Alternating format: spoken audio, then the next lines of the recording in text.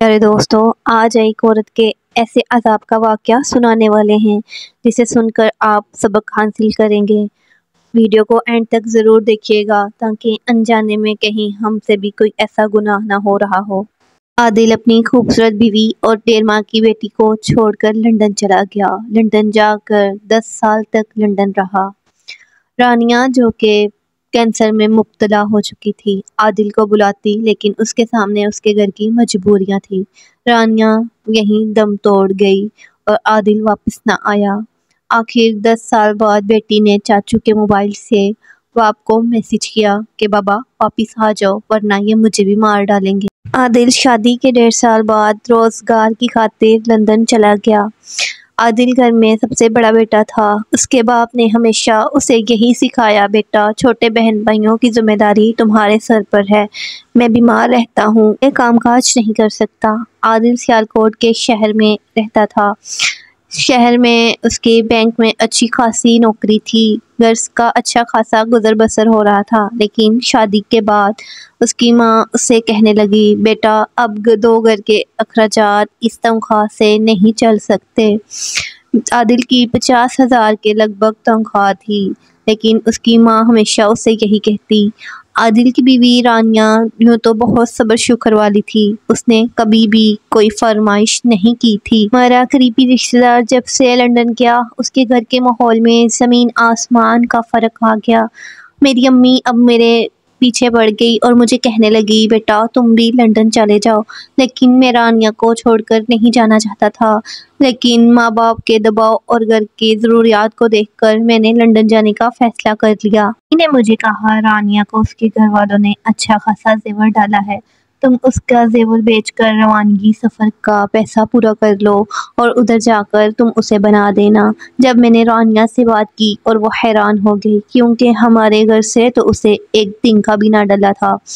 रानिया को मैंने कहा, रानिया मैं वहाँ जाकर तुम्हें सबसे पहले जेवर बना कर दूंगा, फिर कोई और काम करूंगा। लेकिन वो इस बात पर आमादा हुई कि क्योंकि वो 2 भाइयों की इकलौती बहन थी कि मेरी इस बात का जिक्र मेरे घर वालों को मत कीजिएगा, उन्हें बहुत दुख होगा। जल्द ही अल्लाह पाक ने मुझे औलाद की खुशी से नवाज दिया। अब मेरे घर अल्लाह पाक ने खुशखबरी कर दी। की बातों में आकर मैं अक्सर रानिया को डांट देता और कहता कि तुम हम माँ बेटी के दरमियान में दरार पैदा करना चाहती हो। अमल के बावजूद भी खाने की जिम्मेदारी रानिया की ही थी। रानिया अक्सर थक कर अगर बैठ भी जाती तो अम्मी कहती, रहने दो मैं सारा काम खुद कर लूँगी। एक दिन रानिया की तबीयत खराब हो गई। डॉक्टर ने कहा, आप इसे फल दूध वगैरह दें और रेस्ट कराएं। मैं अपनी नौकरी छोड़ चुका था और ज़रूरी कागजात और पासपोर्ट के भी तैयारी कर चुका था।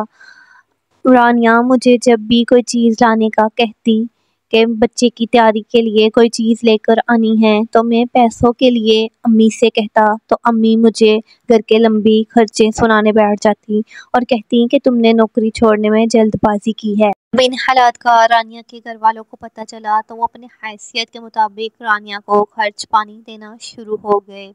अब रानिया मुझसे खफा खफा रहती थी क्योंकि मेरी 3 बहनें और 2 भाई थे। उनकी जिम्मेदारी रानिया के सर पर थी। अम्मी मुझे कहती कि तुम्हारी बहनें बहुत छोटी हैं और हर घर में ऐसा होता है, छोटी नंदों का ख्याल बहुएं ही रखती हैं। मेरी माँ माशाल्लाह सेहतमंद थी। रानिया जब भी थक कर बैठने का कहती तो माँ कहती, रहने दो मैं खुद कर लूँगी। तो रानिया शर्मिंदगी से दोबारा काम शुरू कर देती।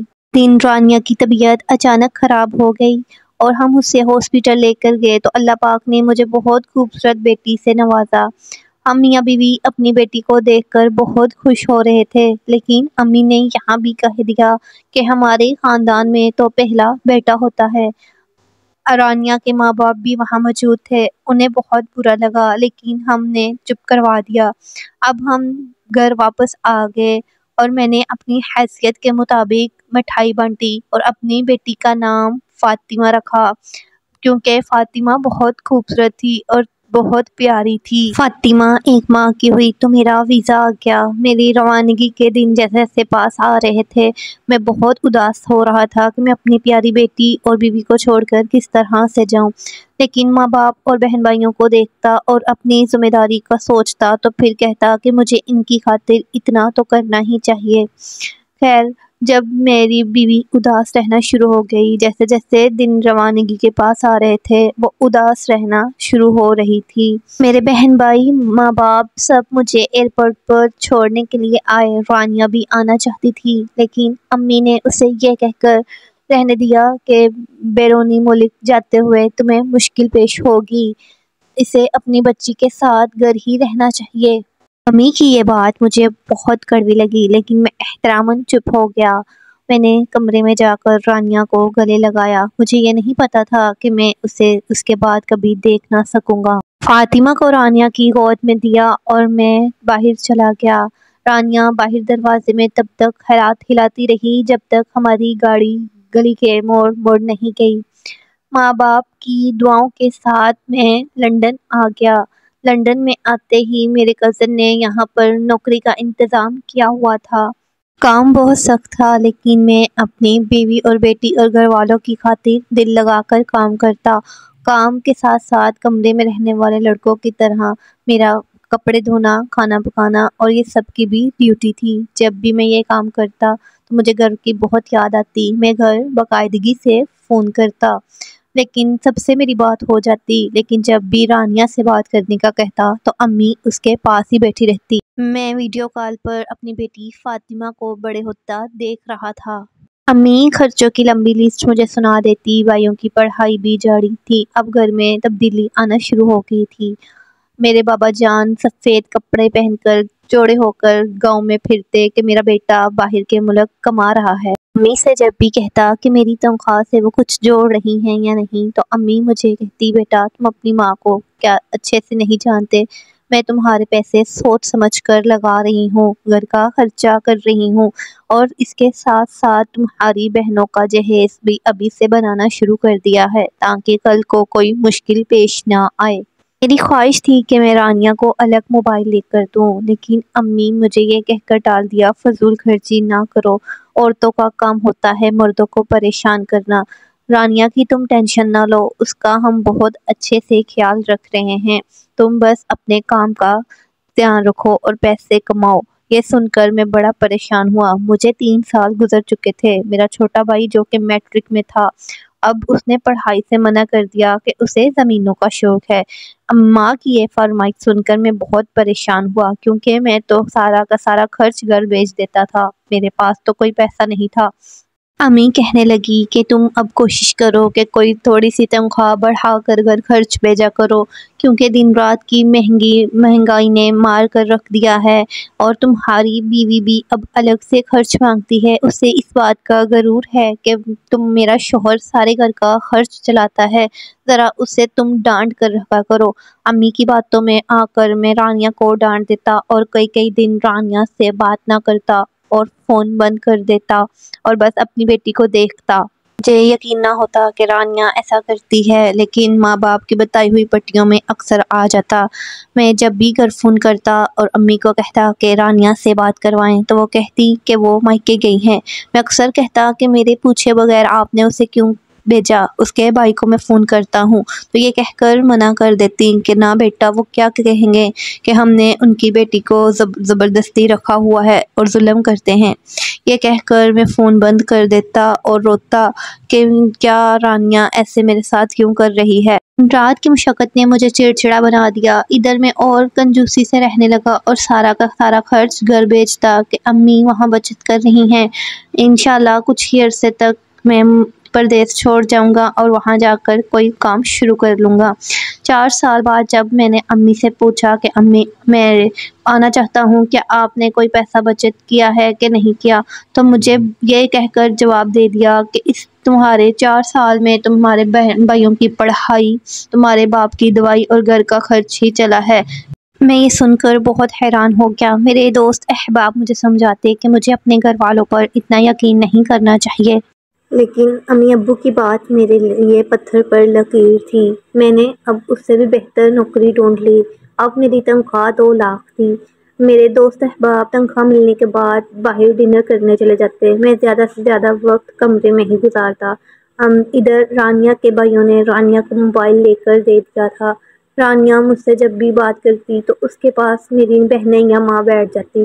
اکثر وہ مجھ سے میسج پر یہی کہتی کہ آپ واپس آ جائیں، اب گھر کے حالات بہتر ہو گئے ہیں، آپ واپس آ جائیں۔ اس بات کے بارے میں جب بھی میں امی سے پوچھتا تو امی رونے پیٹنے بیٹھ جاتی اور خرچوں کی لمبی لسٹ سنانے بیٹھ جاتی کہ اگر گھر میں خوشحالی ہو تو میں پاگل ہوں۔ میں اب اپنے بھائیوں کو بڑا ہوتے دیکھتا اور سوچتا کہ کب یہ لوگ بھی کوئی کام کریں گے اور میرا ساتھ دیں گے۔ گھر میں ہر طرح کی سہولت ہو گئی تھی۔ میں چاہتا تھا کہ اب گھر کا مکان بھی بدلا جائے، لیکن امی یہ کہہ کر ٹال دیتی کہ نہیں، پہلے بہنوں کی شادی کرنی ہے۔ کیوں اتنے سالوں میں ایک بار بھی پاکستان واپس نہیں گیا؟ مشقت اور محنت نے مجھے وقت سے پہلے بوڑھا کر دیا تھا۔ میں رانیہ کی طرف دیکھتا تو وہ بھی وقت سے پہلے بوڑھی لگتی، اور میری بیٹی جو اپنی طوطی زبان میں کہتی بابا واپس آ جائیں، یہ سن کر میں فون بند کر دیتا اور بہت روتا۔ پردیس میں وقت گزارنا بہت مشکل وقت تھا۔ میرے دوست اکثر میری طرف حیرانگی سے دیکھتے کیونکہ وہ بیشتر چھٹیوں پر جاتے رہتے تھے۔ میں جب بھی چھٹی پر جانے کا ارادہ کرتا تو میری ماں کوئی نہ کوئی مجبوری کی لسٹ نکال کر بیٹھ جاتی، تو مجبوراً ٹکٹ کے جوڑے ہوئے پیسے بھی مجھے گھر بھیجنے پڑتے۔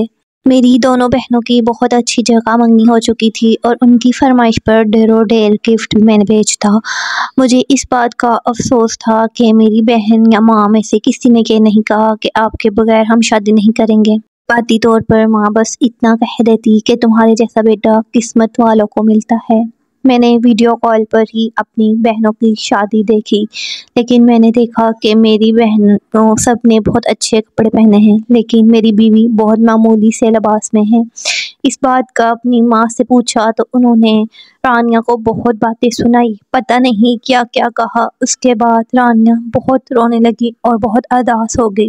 اس کے بعد رانیہ نے مجھے فون کرنا بند کر دیا۔ یہی دل میں سوچا کہ کاش میں اپنے دوستوں کی بات مان لیتا اور اپنے گھر واپس چلا جاتا۔ اب تو بھائیوں نے حد کر دی، کام نہیں کرتے تھے لیکن فرمائشیں عروج پر تھی۔ کہنے لگے ہمیں آئی فون چاہیے۔ یہ سن کر میں ماں پر غصہ ہونے لگا اور میں نے گھر فون کرنا بند کر دیا۔ میری ماں نے میرے کزن سے میری شکایت کی اور میرے کزن نے مجھے آ کر بتایا اور سمجھایا کہ تمہارے ماں باپ بہت پریشان ہیں، یوں ماں باپ کا دل نہیں دکھانا چاہیے، ماں باپ کے ہر سوال کا جواب دینا ہوتا ہے۔ تو کزن کے میں گلے لگ کر رویا اور میں نے کہا مجھے اپنی بیوی بیٹی کی بہت یاد آ رہی ہے، میں کیا کروں؟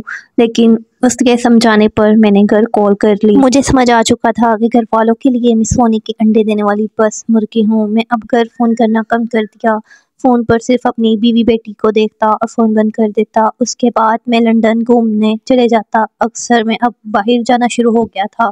ایسے ہی ایک دن میری ملاقات ایک لڑکی سے ہوئی۔ ملاقاتوں کا سلسلہ جاری رہا۔ اس نے مجھ سے محبت کا اظہار کیا۔ میں نے بنا سوچے سمجھے ہاں کر دی کیونکہ پردیس میں اکیلا تھا۔ میں جانتا تھا کہ میں اپنی بیوی کے ساتھ غلط کر رہا ہوں، لیکن میں بہت زیادہ خود غرض ہو گیا تھا۔ کیوں میں نے علیزے سے شادی کر لی۔ شادی کے بعد علیزے کے باپ کا سارا کاروبار میں ہی دیکھتا۔ علیزے مجھے اچھی خاصے پیسے دیتی، جس میں سے مخصوص رقم میں گھر بیچ دیتا۔ اب میرا گھر رابطہ بہت کم ہو گیا تھا، بہت ہی زیادہ۔ یوں ایک دن میرے سر پر طوفان ٹوٹ پڑا۔ مجھے رانیہ کے بھائی کا فون آیا اور کہنے لگا تمہاری بیوی کینسر کی لاسٹ سٹیج پر ہے، آخری سانسیں لے رہی ہے۔ میں نے علیزے سے پاکستان جانے کا کہا، لیکن اس نے مجھے پیسے دے دیے اور کہا کہ تم رانیہ کا علاج کراؤ، میں تمہیں پاکستان نہیں بھیج سکتی تھی۔ اسے ڈر تھا کہ میں پاکستان جاؤں گا تو واپس نہیں آؤں گا۔ یہ سن کر میں نے اپنی ماں کو فون کیا اور انہیں بہت ڈانٹا اور انہیں بولا کہ میری غیر موجودگی میں اب میری بیوی کا خیال نہیں رکھ سکی۔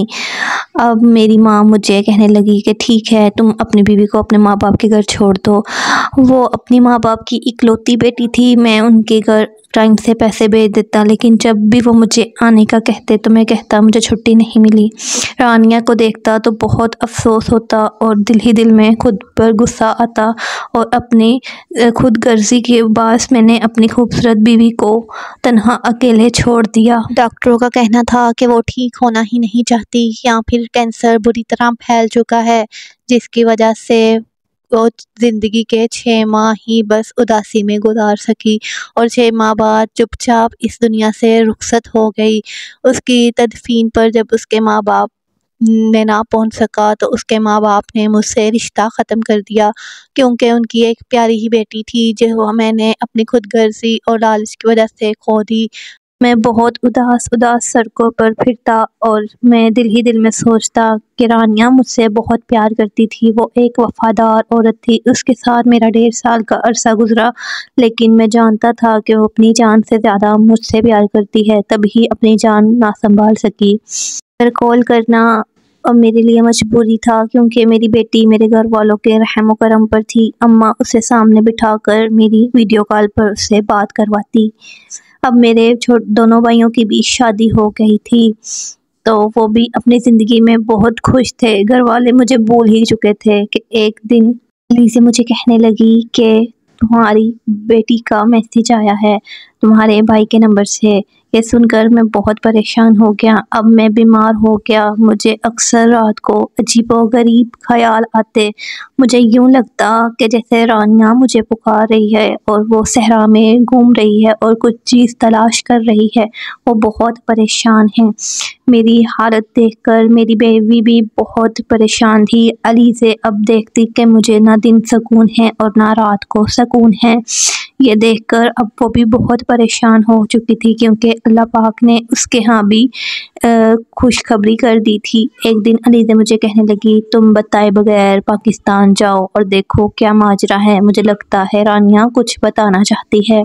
یہ دیکھ کر میں بہت حیران ہوا کہ جب رانیہ کی تدفین کا ٹائم تھا اس نے مجھے تب نہیں بھیجا، تو اب شاید یہ اس لیے کیونکہ یہ بھی ماں بننے والی ہے اور ممتا کا یہ جانتی ہے کہ ممتا کیا ہوتی ہے۔ یہ سن کر میں نے بن بتائے پاکستان جانے کا ارادہ کر لیا۔ جیسے ہی میں پاکستان پہنچا، بتائے ہوئے اپنے گھر پر پہنچا، تو میں نے دیکھا کہ وہاں سے کچھ لوگ باہر آئے اور کہنے لگے کہ یہ گھر تو وہ بیچ کر جا چکے ہیں۔ یہ سن کر میں بہت ہی حیران اور پریشان ہوا کہ اماں ابا نے مجھے بتانا بھی مناسب نہیں سمجھا کہ انہوں نے گھر بیچ دیا ہے۔ انہوں نے کبھی مجھ سے ذکر نہیں کیا۔ ڈھونڈتے ہوئے کہیں دوسرے گھر پہنچا تو دیکھتا ہوں کہ بہت خوبصورت گھر بنایا ہوا ہے، باہر 2 گاڑیاں بھی کھڑی ہیں۔ ڈور بیل بجاتا ہوں تو ایک بچی بھاگتی ہوئی آتی ہے۔ جو اتنی سہمی ہوئی بچی کون ہو سکتی ہے؟ آخر میں نے پہچان لیا، یہ تو میری ہی بچی ہے جو کہ بری طرح جلی ہوئی ہے، ہاتھ پاؤں جلے ہوئے ہیں، منہ پر بھی جلے کا نشان ہے اور بہت زیادہ ڈری ہوئی ہے۔ میری بیٹی نے مجھے پہچان لیا۔ ہم دونوں نے ایک دوسرے کو ہاتھ پکڑا اور میں نے اپنی بیٹی کو گلے لگایا۔ جیسے ہی میں نے اس سے گلے لگا کر رونے لگا، کیونکہ مجھے اب بہت ہی زیادہ رانیہ کی یاد آ رہی تھی۔ اتنے میں ایک عورت اندر سے آئی اور کہنے لگی ارے چھوڑو اس کو، تم کون ہو اور اس کو گلے لگائے ہوئے کیا کر رہے ہو، چلو یہاں سے چلے جاؤ۔ جب میں نے اپنی بیٹی کا ہاتھ پکڑا اور میں اندر چلا گیا، میں اندر پہنچا تو میرے ماں باپ مجھے دیکھ کر حیران اور پریشان ہو گئے، اور میرے بھائی بھی، ان کے بھی رنگ ایک آئے اور ایک جائے۔ رسمن ماں اٹھی اور مجھ سے اٹھ کر ملنے لگی اور میری بیٹی کا ہاتھ مجھ سے چھڑانے لگی۔ میری بیٹی نے مجھ سے زور سے میرا ہاتھ پکڑ لیا۔ اب ایک ایک کر کے سب مجھ سے ملنے لگے۔ ملا کر جیسے ہی سب بیٹھے تو میں اپنی بیٹی کے منہ کی طرف دیکھتا اور میرے دل خون کے آنسو رونے لگے۔ میں نے پوچھا ماں میری بیٹی کے منہ پر اور ہاتھوں پر یہ کس چیز کے نشان ہیں؟ تو ماں کہنے لگی بیٹی کھیلتی ہے، بچی ہے، ادھر ادھر کھیلتے ہوئے چمٹا گرم پکڑ لیا تھا تو اس کے نشان لگ گئے تھے۔ اب میں اپنی بیٹی کی طرف دیکھ رہا تھا تو وہ رونا شروع ہو گئی۔ مجھے یقین تھا کہ یہ سب لوگ جھوٹ بول رہے ہیں، میری بیٹی ایسا نہیں کر سکتی، کیونکہ میری بیٹی اپنی ماں کی طرح بالکل معصوم تھی۔ اب میں نے اپنی بیٹی سے کہا بیٹا ڈرو نہیں، سچ سچ بتاؤ مجھے کہ تمہیں کیا ہوا ہے، تمہارے بابا ہیں یہاں، اب تو کوئی تمہیں کچھ نہیں کہے گا۔ تو مجھے فاطمہ نے بتایا کہ بابا میرے چاچی نے مجھے میرے ہاتھوں پر چمٹا لگایا، میرے پاؤں پر چمٹا لگایا اور میرا منہ بھی جلایا۔ یہ سن کر میرے پیروں کے نیچے سے زمین نکل گئی اور میں اپنے ماں باپ سے کہنے لگا کیا میں آپ کی سوتیلی اولاد ہوں؟ کیا آپ نے میرے ساتھ ایسا ظلم کیا؟ اور میری بیٹی جو کہ پھولوں جیسی، اور اس کے ساتھ آپ نے اتنا ظلم کیا؟ کیا یہ بن ماں باپ کی اولاد تھی اسی لیے؟ تو ماں کہنے لگی اگر ہائے ہائے تمہیں اس بچی پر یقین ہے، اگر اتنا یقین ہے تو تم ایسا کرو، اسے اپنے ساتھ لے جاؤ، کیونکہ اب ہم اس کی ذمہ داری نہیں سنبھال سکتے۔ اتنے میں میرا بھائی بھی بولا کہ زیادہ بھڑکنے کی ضرورت نہیں ہے، تم نے وہاں دوسری شادی کی ہوئی ہے نا، تو یہ اس تمہاری دوسری بیوی کا ہی حق بنتا ہے، ہم کب تک اس کو سنبھالیں، تو تم اسے اپنے ساتھ لے جاؤ۔ یہ سن کر میں بہت پریشان اور حیران ہوا، دل کر رہا تھا زمین پھٹ جائے اور میں اس میں چلا جاؤں۔ یہ وہ رشتے جن کی خاطر میں نے اپنی زندگی کے خوبصورت پل چھوڑ دیے، اپنی بیوی کو مرتا ہوا چھوڑ دیا، لیکن انہوں نے میری اور میری بچی کا یہ قدر کی۔ یہ سن کر میں بہت پریشان ہوا۔ ماں نے بھی مجھے ایک دفعہ بھی نہیں روکا اور نہ ہی جھوٹے منہ کہا کہ نہیں بیٹا تم نہیں جاؤ۔ ماں نے ایک دفعہ پلٹ کر مجھے نہیں کہا۔ میں نے اپنی بیٹی کا بازو پکڑا اور میں گھر سے نکل پڑا۔ میں نے اپنی بیٹی کو لے کر اپنے دوست کی طرف کچھ دیر اپنے دوست کی طرف قیام کیا۔ کچھ ہی روز میں مجھے رانیہ کی بہت یاد آ رہی تھی اور مجھے علیزے نے کچھ ہی دنوں میں فاطمہ کا ویزا اور فاطمہ کی ٹکٹ وغیرہ بھیج دی۔